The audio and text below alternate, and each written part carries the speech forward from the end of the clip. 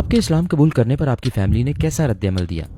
انہیں پہلے اچھا نہیں لگا۔ میری ماں چرچ جانے کے لیے اصرار کرتی تھی، میرا مطلب ہے جب میں چرچ جانے سے بیزار تھا تب وہ بہت زیادہ ایکٹیو ہوتی تھی۔ جب مجھے پتا چلا کہ خدا موجود ہے اور میں نے اسلام قبول کر لیا تو میں نے انہیں بلایا اور کہا، ماں پتہ ہے کیا بات ہے، آپ ٹھیک کہتی ہیں، خدا موجود ہے۔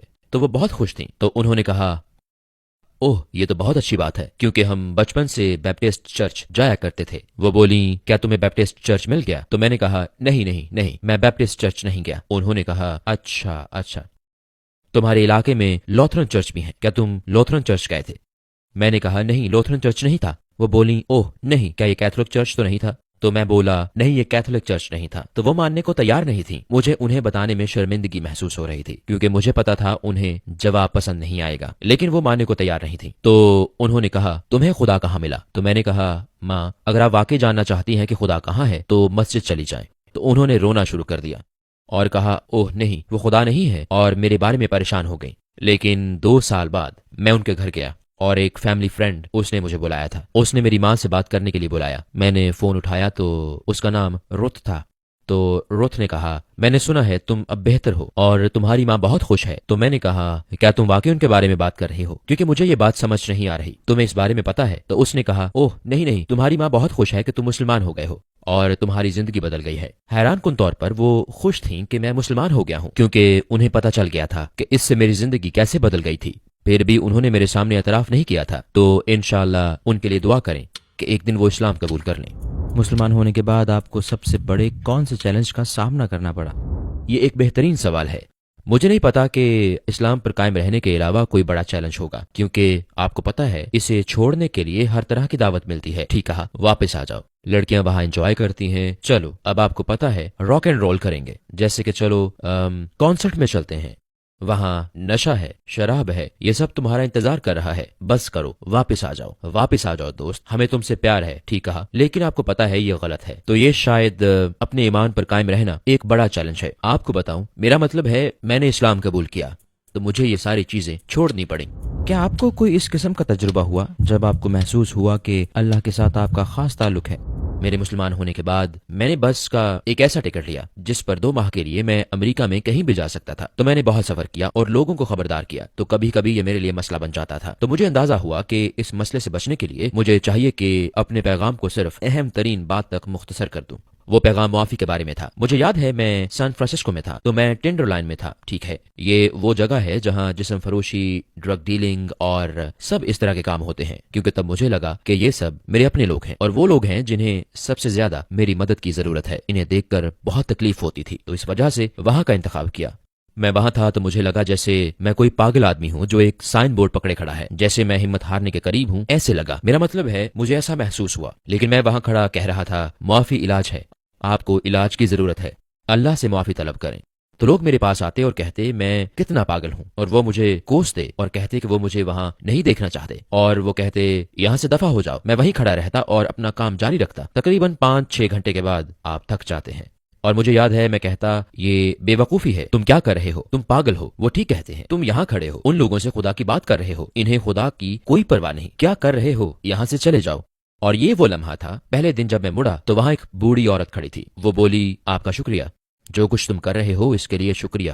اور مجھے لگا، ٹھیک ہے اللہ، میں بس جانے والا تھا اور تو نے میری حوصلہ افزائی کے لیے کسی کو بھیج دیا اس وقت جب مجھے اس کی ضرورت تھی۔ میں سمجھتا ہوں یہ تو ہی ہے۔ اور اگلے دن میں دوبارہ وہی کچھ کر رہا تھا، 5 یا 6 گھنٹے وہی کچھ ہوتا رہا۔ میں جا رہا ہوں، وہ بس ایک بوڑھی عورت تھی، وہ خدا نہیں تھا۔ ٹھیک، بے وقوفی نہ کرو، وہ کوئی اشارہ نہیں تھا، یہ لوگ ٹھیک کہتے ہیں، میں یہ کام چھوڑ رہا ہوں۔ اور پھر ایک بوڑھا آدمی وہاں موجود تھا، اور اس کے اگلے دن ایک چھوٹا بچہ وہاں موجود تھا۔ 5 دن مسلسل جب میں یہ کام چھوڑنے پر تیار تھا تو کوئی نہ کوئی آ جاتا اور میری حوصلہ افزائی کرتا اور کہتا کہ جو کچھ میں کر رہا ہوں اس سے ان کو خوشی ہوتی ہے، میں خدا کے بارے میں بات کر رہا ہوں اور معافی کی اہمیت بتا رہا ہوں۔ مجھے اس موقع پر لگا کہ میرا واقعی تعلق ہے، کیونکہ مجھے اندازہ ہوا کہ یہ محض اتفاق نہیں ہے۔ ٹھیک، میرا مطلب ہے مسلسل ہر روز وہ ایک اشارہ تھا، اگرچہ بڑا اشارہ نہیں تھا جیسے کہ سینے کا پھیل جانا، لیکن آپ اس پر غور کریں تو وہ واقعی ایک اشارہ تھا۔ کیا آپ کے قریبی لوگوں میں سے آپ کے بعد کوئی مسلمان ہوا؟ میری نانی، میری امی کی ماں، میرا خیال ہے یہ 2012 تھا، میں انہیں دیکھنے گیا۔ ان کی طبیعت ٹھیک نہیں تھی، وہ 86 سال کی تھیں اور